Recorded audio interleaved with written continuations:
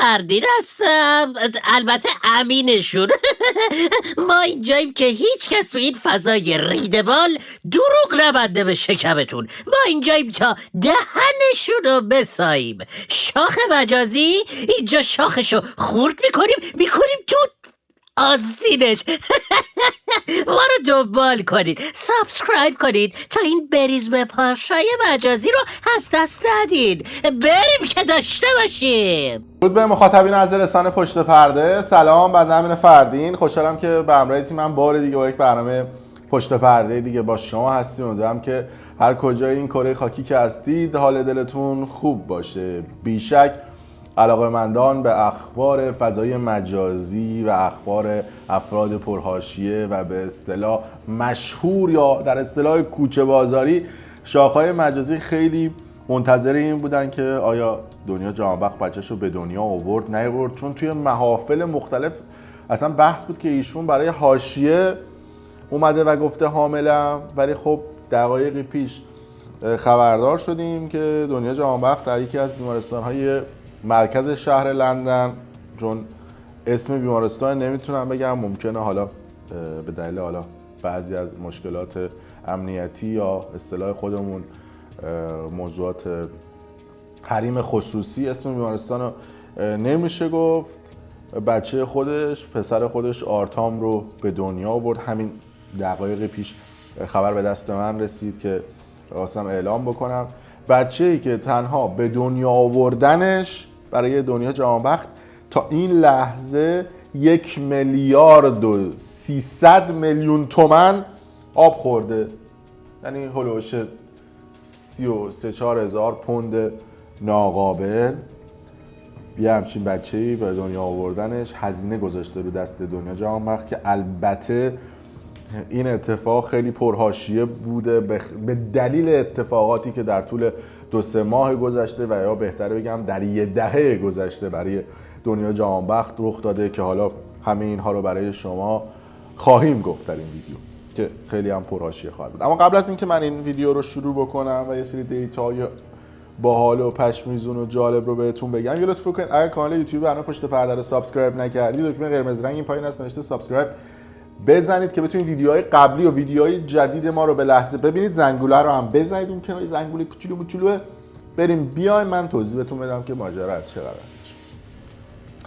بله، امیدوارم که کانال پشت پرده رو سابسکرایب کرده باشید. دنیا جهانبخش خودش متولد 30 آبان 1368 و خیلی علاقه‌مند بود به اینکه بچهش رو هم در روز تولد خودش، یعنی 30 آبان 1400 به دنیا بیاره و یعنی خودش و بچهش توی یه روز به دنیا بیان. اما خب 2 تا دلیل باعث شد که این اتفاق رخ نده. اول اینکه 30 آبان امسال با توجه به تاریخ میلادی که هست میافتاد یک شنبه هم عموما توی انگلیس و اروپا و کشورهای مسیحی مذهب تعطیل هستش و کلا بیمارستان تعطیله و اگر دنیا جهانبخش میخواست روز تولد خودش بچهش رو به دنیا بیاره باید در لندن 7,000 پوند بیشتر پرداخت میکرد، چون اون بیمارستانی که برای به دنیا آوردن بچهش انتخاب کرده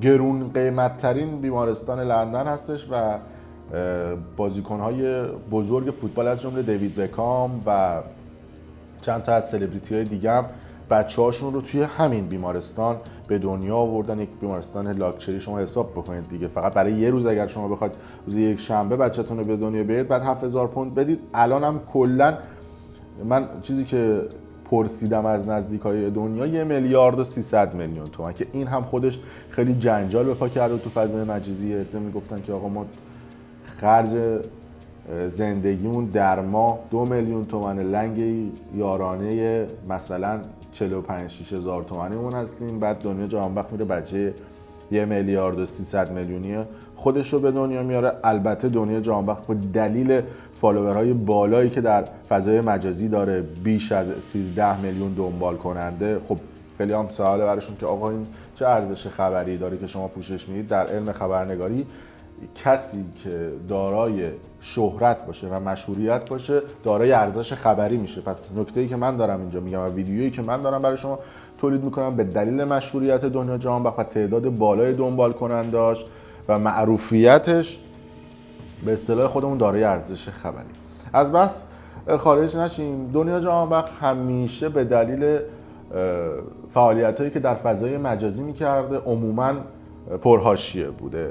اگر یادتون بیاد چند سال قبل، یعنی سال 94، یک فیلمی پخش شد که معروف بود به خبر تصادف پورشه زرد که میگفتن متعلق به پسر امیر قلعه‌نویی، که اون موقع میگفتن که امیر قلعه‌نویی با پسرش، البته با دنیا جهانبخش، دوست بوده و این اتفاق اون موقع پرحاشیه شد. بعدش رل زدن دنیا جهانبخش با ساسی مانکن، تتو کردن اسم ساسی روی بدن خودش و بعد از اون خفه کردنش، اون هم باعث شد که دنیا جهانبخش به سر زبون ها بیاد و همیشه اصطلاحاً پرحاشیه بشه. بعد از اون فیلم رونمایی کردن ماشین پورشش که میگفتن ارتباط داشته با یک مولتی میلیاردر و اون برای کادو تولدش خریده، اون هم باز هم پرحاشیه کرد ماجراش رو. ارتباطش با اصطلاحاً امیر تتلو و بعد از اون هم ازدواجش با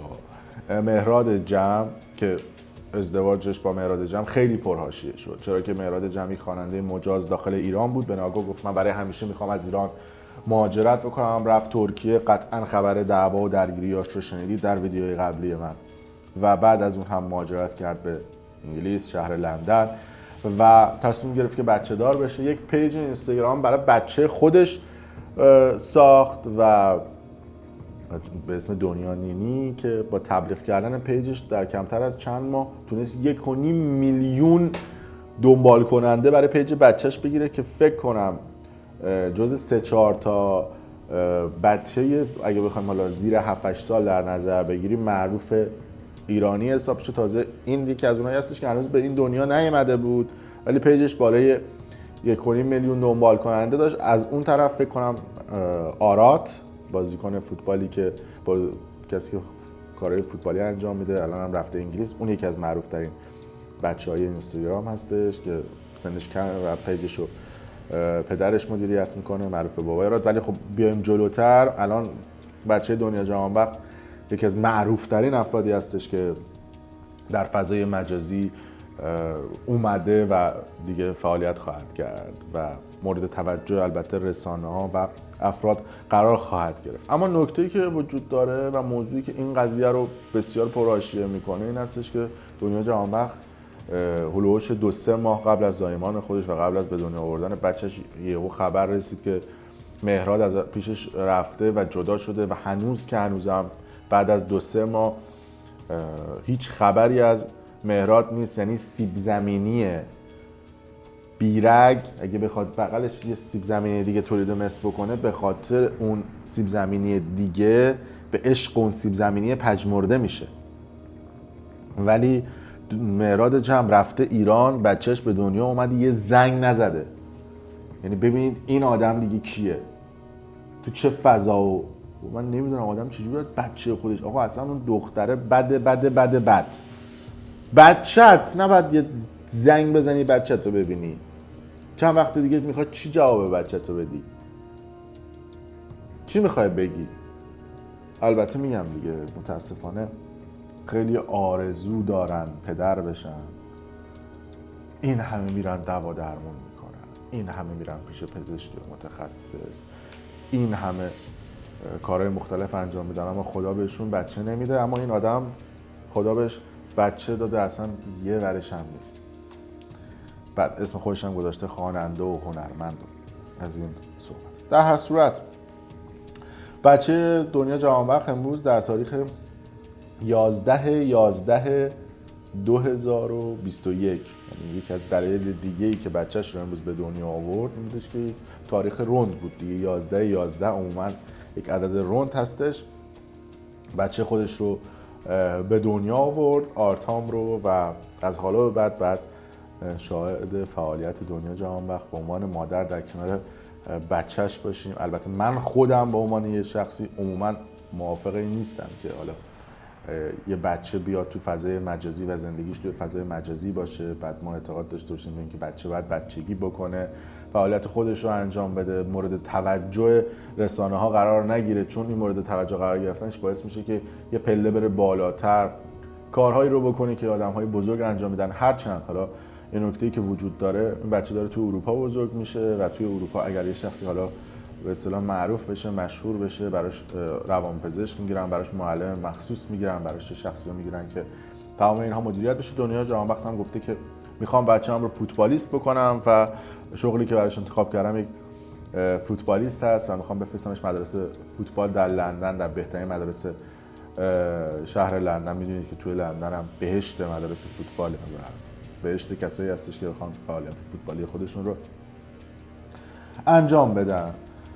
در هر صورت امیدواریم که بچه 1 میلیارد و 300 میلیونی دنیا جهانبخت و خود این آدم بعد از این عمل زایمان سالم و سرحال باشن و پر از اتفاقات خوب باشن. از حالا به بعدم اگر حاشیه‌ای باشه، خبری باشه در این خصوص بهتون میگم. یه نکته بگم که هیچ تصویر و عکسی بیرون نیامده. دنیا جهانبخت به نزدیکان خودش گفته که اولین تصاویر و فیلم‌های خودش رو در کانال یوتیوبی خودش و در پیج خودش منتشر میکنه. هنوز هیچ فیلم و عکسی بیرون منتشر نکرده و هیچ فیلمی رو نداده بیرون. حالا ما منتظر هستیم که اگر بتونیم یواشکی فیلم و عکسی پیدا کنیم بگیریم براتون منتشر کنیم. در صورت ولی خب بچه هستش و تو اروپا هم می‌بینید دیگه، نشون دادن تصویر بچه جزء حریم خصوصی هستش بدون رضایت پدر و مادر. عملا این امکان برای رسانه‌ها هم وجود نداره. مرسی که تا این لحظه با ما همراه بودید و اگر دوست داشتید ویدیو رو لایک کنید و برای دوستان خودتون به اشتراک بذارید. ممنون از شما.